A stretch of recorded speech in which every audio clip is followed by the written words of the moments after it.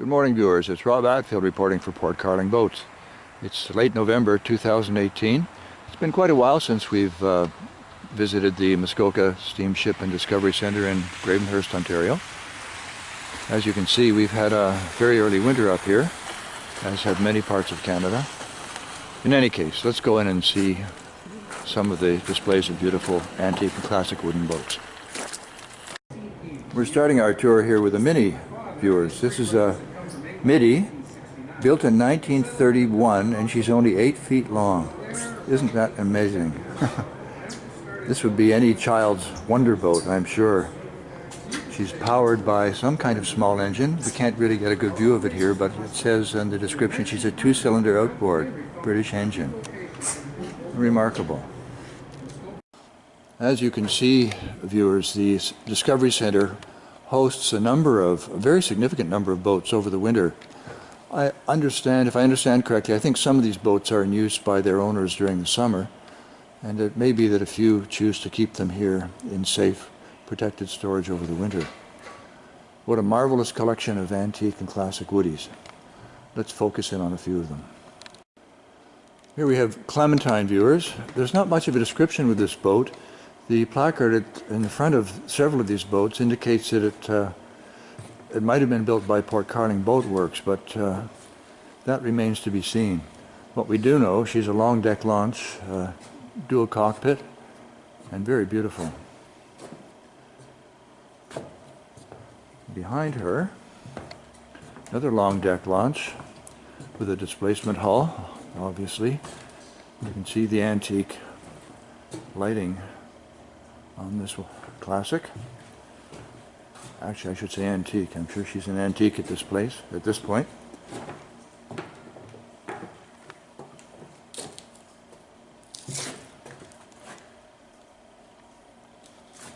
Very beautiful boat.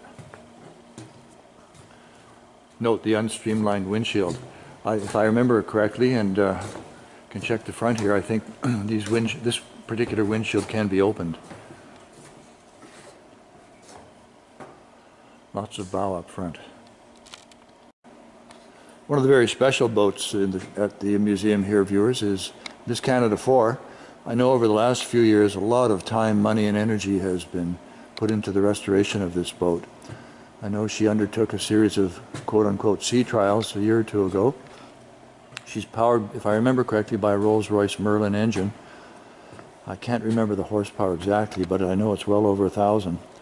And I know she takes very expensive gasoline, over 100, I think it's 112 octane gas.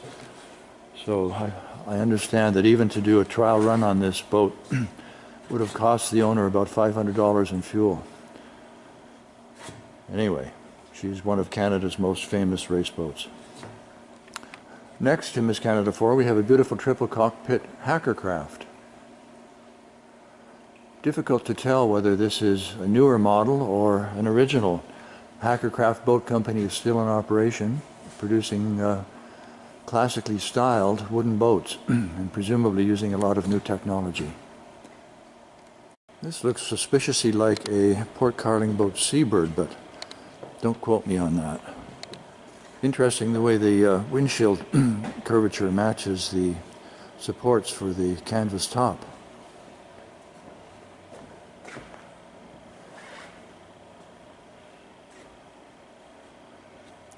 Very utilitarian boat with easy access throughout the interior.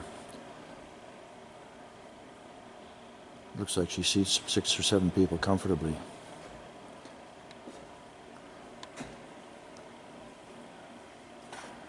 We'll just pan over quickly, viewers, some of these other beauties. We've got a very impressive Gravette streamliner here by the name of Quandary.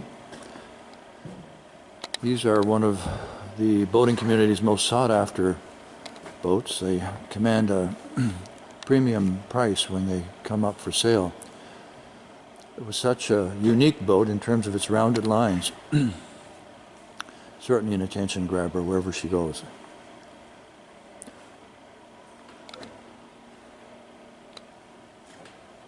Next to the streamliner, another classic beauty, I'm embarrassed to admit I'm not sure of the manufacturer of this boat. The straight line at the front is quite interesting. And beside her, a gentleman's racer. Before we leave, we'll do a quick pan around. I do heartily recommend a trip to Gravenhurst, Ontario. Of course, the summer is the best time to view boats on the water, but the museum here in downtown Gravenhurst is well worth a visit. Hope you've enjoyed our mini tour. Over and out. Just as an aside, viewers, if you happen to visit the Muskoka Discovery Center, one of their new exhibits is Watershed Wonders, which talks about the importance of the marine environment for the whole region. Even though this is quite an amazing display, even though we seem to be viewing real fish here, these are just images on a screen. But there's certainly lots to see at the Discovery Center. Well worth a trip for this alone.